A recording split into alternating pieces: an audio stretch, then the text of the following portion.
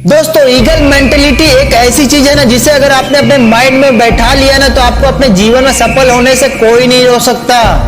आपने जो भी सपने देखे हैं कुछ करने के, कुछ बनने के, तो उससे साकार होने से कोई नहीं रोक सकता। आप जो चाहो वो हासिल कर सकते हो, सिर्फ आपके अंदर ईगल जैसी आदतें होनी चाहिए।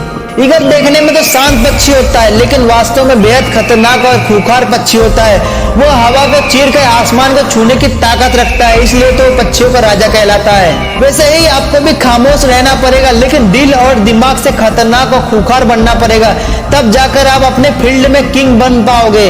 ईगल की 7 आदतें जो उसे पक्षियों का राजा बनाती है। पहली आदत, ईगल हमेशा ईगल के साथ उड़ता है या फिर अकेला ही उड़ता है। वो कभी भी कौवा, कबूतर या चिड़ियों के साथ नहीं उड़ता।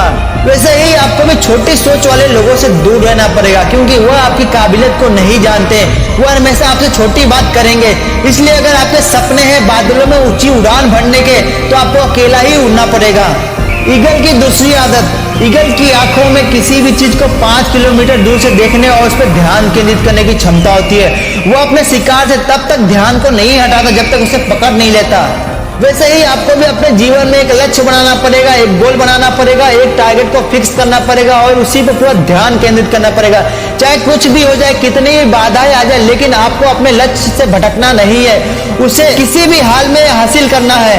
ईगल की तीसरी आदत, ईगल अपना एटीट्यूड हमेशा लीडर वाला रखता है। वो कभी भी शिकार के आकार या ताकत के सामने आत्मसमर्पण नहीं करता।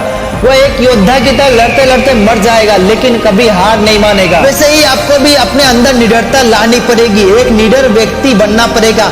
आपके जीवन में समस्या कितनी बड़ी क्यों ना आ जाए, आपको एक योद्धा की तरह उस समस्या का डट के सामना करना पड़ेगा। दोस्तों, जो मृत्यु को देखकर भी जो आगे की तरफ चल देते हैं, वो ऐसे वीर योद्धा होते हैं जो ग्रह नक्षत्र की चाल भी बदल देते हैं। ईगल की चौथी आदत है, ईगल धरती का एकमात्र ऐसा पक्षी है जो तूफानी हवाओं से प्यार करता है। वो अपने आप को ऊंचा उड़ाने के लिए तूफानी हवाओं का उपयोग करता है, और यही वक्त होता है जब वो बादलों में शान से उड़ता है। लेकिन बाकी पक्षी तूफानों से डर के अपने घोंसले में छिप जाते हैं। इसी तरह आपको भी चुनौती से डरना नहीं चाहिए। हर चुनौतियों में अवसर को ढूंढना चाहिए और उस अवसर का उपयोग करना चाहिए। किसी ने बड़ी अच्छी बात कही है कि जब मुसीबत और चुनौतियों से चल रहा युद्ध हो, वक्त तेरे विरुद्ध हो, फिर भी तुझे लड़ना है, क्योंकि तू एक योद्धा है। ईगल की 5वीं आदत, ईगल कभी भी मरी हुई चीज को नहीं खाएगा। वो भूखा मर जाएगा, लेकिन शिकार करके खाएगा।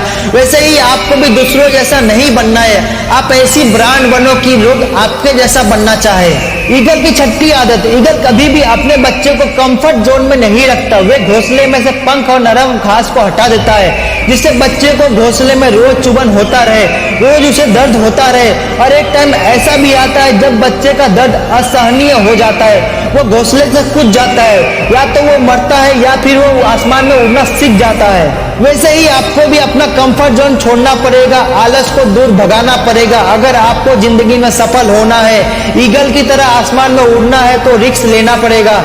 एक बात हमेशा याद रखना मेरे दोस्त, आप जितनी बड़ी रिस्क लोगे उतनी बड़ी सफलता आपको मिलेगी। किसी ने बड़ी अच्छी बात कही है कि जितना बड़ा सपना होगा उतनी बड़ी तकलीफें होगी, और जितनी बड़ी तकलीफें होगी उतनी बड़ी कामयाबी होगी।